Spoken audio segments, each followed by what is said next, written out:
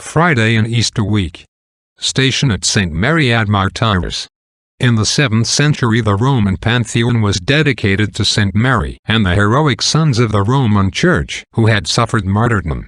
The martyrs indeed seem to have a particular right to the glory of the resurrection on account of their perfect resemblance to Christ crucified. And many ancient liturgies kept a special feast in their honor in the very midst of the Easter festival.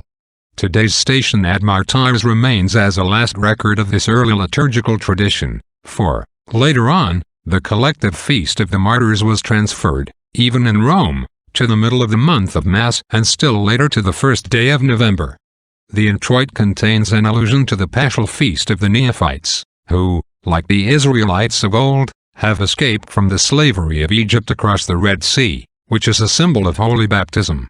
The enemy who was overwhelmed by the waves is Satan, or sin. The doctrine taught in the lesson taken from St. Peter that contained in the article of the Creed. He descended into hell.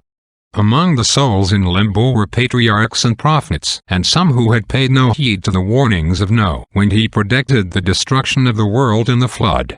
The words must not be taken to mean that Christ preached in hell in order to convert the souls who had already been condemned for their sin of unbelief.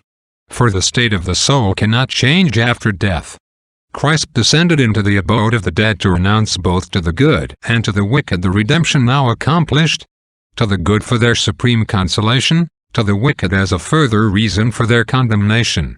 In the communion the mission of the Church to teach nations and baptize is proclaimed. Oremus. Almighty, eternal God, who in the covenant of man's atonement hast bestowed the Paschal Sacrament, grant unto our spirits that what we outwardly celebrate we may imitate effectually. Per Dominum nostrum Iesum Christum filium tuum. Amen.